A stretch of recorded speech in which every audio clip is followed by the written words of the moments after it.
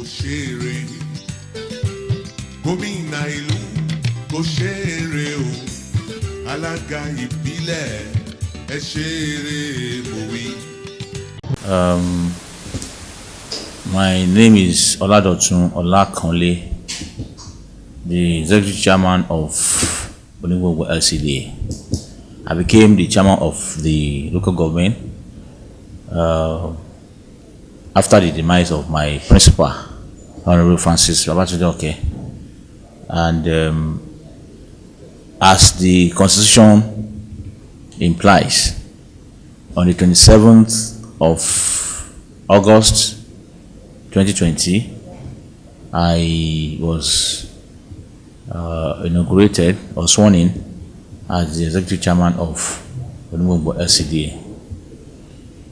Well, now that I am now sitting, or as the driver of the vehicle, there is no way I won't try to strike a balance between what my principal had done and what I'm going to do to the glory of God.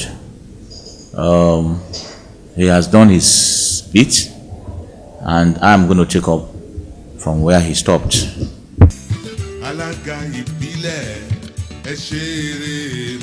When you look at the local government, we have 5 principal departments. On my own, I have made up my mind to ensure there is spread of performance in the works and infrastructure department. That is where we have bulk of our capital vote, and that is the department that handles construction, rehabilitation, and in fact purchase of vehicles and what have you. But in view of the time that is left for me to complete this term, I have decided to look inward. In looking inward, I have taken 2 roads that we are going to face squarely. These roads are very important to us as a local government, not just important to us as a local government. These 2 roads are roads that are within the domain of the 2 others that we have just installed.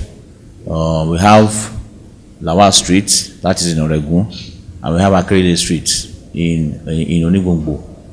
The one in Onigbongbo, which is Akrele Street, is a street that is very, very important to us because of the location of our market.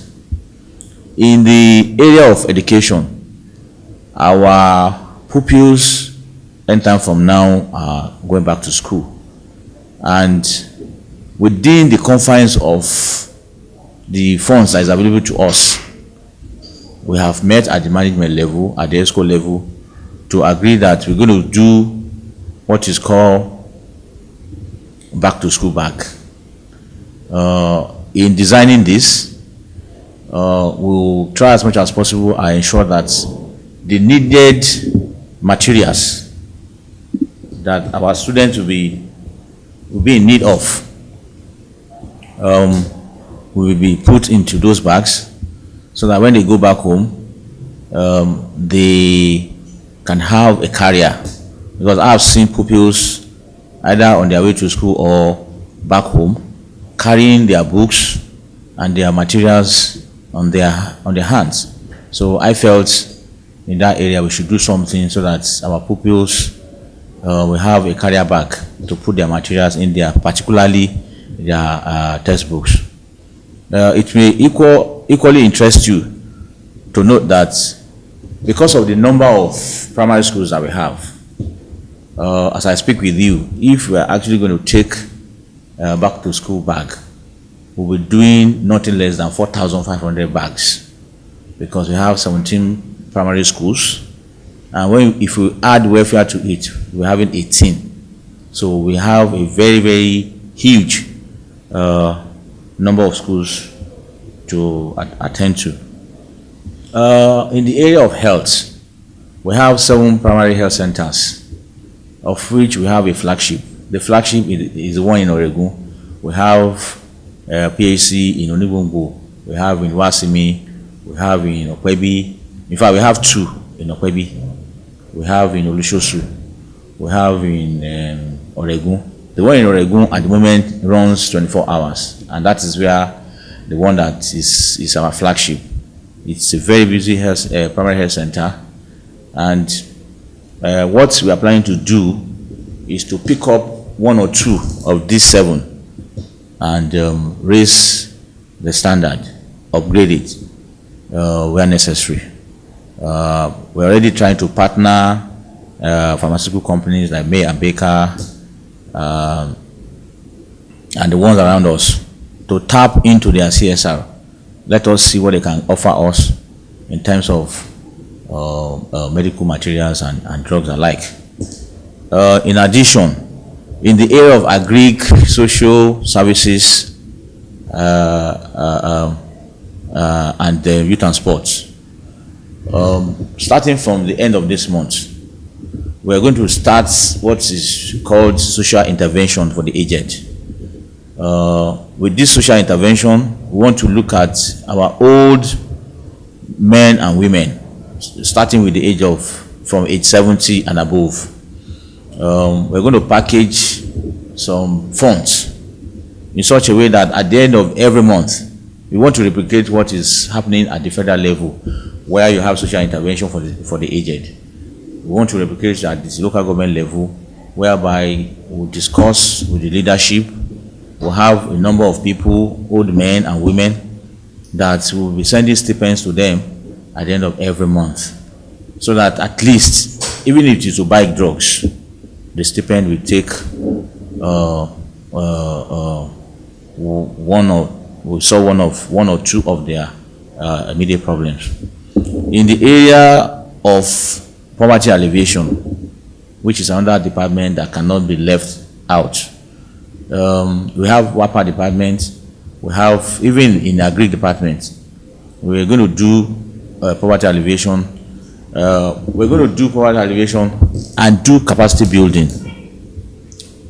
In our design of the poverty alleviation, we want to do poverty alleviation that will assist us in bringing up or bringing our youths out of their, either the ones that are dropped out of school or the ones that are planning to go to school but do not have the wherewithal.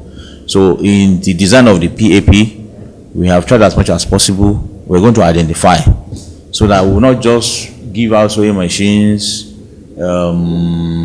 refrigerators, barbing kits. No, we're going to go further by assisting our students and see how we can build capacity and make them independent of whatever they expect from the government. We are equally going to, in the area of security, as God will have it, we are a local government that God has blessed with army cantonment. We are blessed with police barracks. As a matter of fact, 20% of the total landmass of Onibungu LCD is occupied by either military or paramilitary personnel. I mean the police and the army. So, and we are known for collaboration with this personnel. So we're trying to assist where necessary. At the moment, we have 2 of DSS and the police vehicles with us. They were trying to assist them to bring these, refurbish the vehicles, and hopefully by the end of next week or this week or next week, we'll deliver those refurbished vehicles to the respective owners. We are equally going to collaborate with the neighborhood safety corps. At least those ones are state personnel, and they have an office that we gave them. So it's a matter of synergizing and collaborating with all these agencies to beef up the security within our neighborhood. Since the stoppage of tricycle, Okada within our neighborhood, I think we have relative peace now. Unlike before now, that by the time you sleep and wake up, you have information, news about robbery, attack here and there. So all we need to do now is just build up on what has been on ground.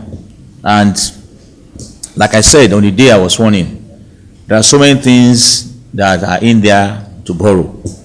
And like I said, the team agenda is a straightforward agenda for anybody that is serious, that is ready for business of government. There is an adage that says, knowledge will forever govern ignorance. What you don't know, you can't know. For me, like I said, I'm going to build up or start off from where my predecessor stopped. In changing, I might not be able to get the prerequisites required, because whoever that is being moved to a fresh department, we definitely start all over. But maintaining them now, we give me and give those people too ample opportunity to put everything on the table. You know, what has been the challenges? What has been the problem in your department? It is easier for me to get hold of the shortcomings than swapping or dropping, because any job we are engaging in, there is a starting point. And because I have been part of the system, I don't want to start all over again. So I need to hold them there, let everybody come up with their terms of reference, what they've been doing, areas they have excelled, areas that they think, can assist me in putting the system aright.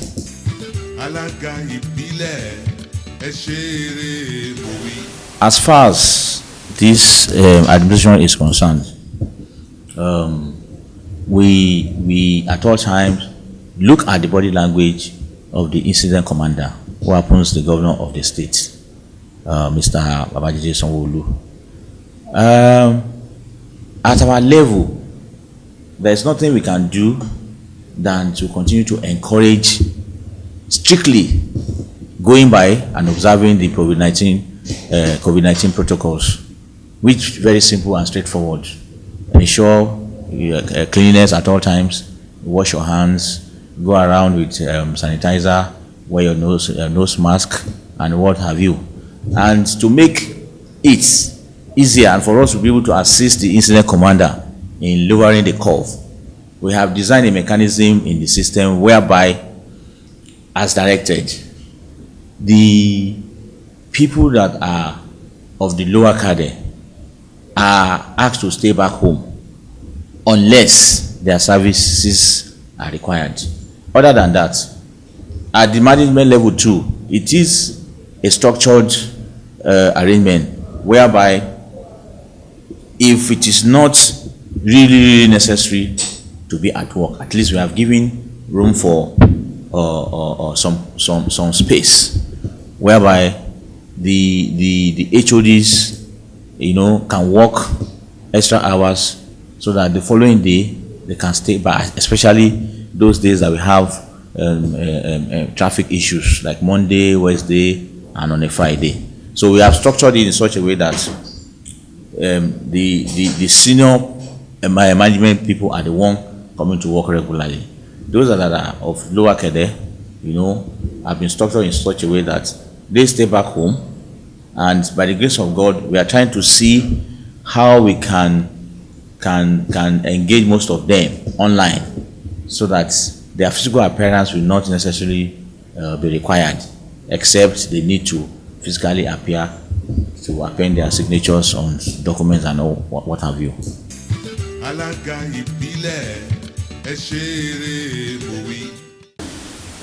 Even when I was the vice chairman, I was the one in charge of Agric and Social Services, which covers CDA, CDC, community engagement, and all have you. at the moment, I can tell you for free that with the number of, since inception, or assuming the chairmanship seat of this council, I have met with market men and women. We have met with the CDA. We have met with community leaders. And because of the COVID-19 protocols, we have not been able to do an elaborate meeting, because we need to continue to maintain social distancing.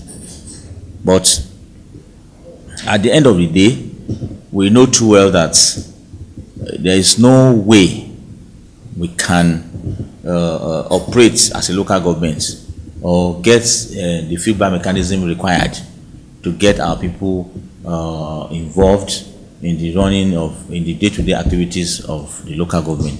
But by and large, I can tell you for free that the harmonious working relationship between the CDA, the neighborhood safety corps, and our community persons are very, very cordial. We enjoyed a robust relationship amongst our community men.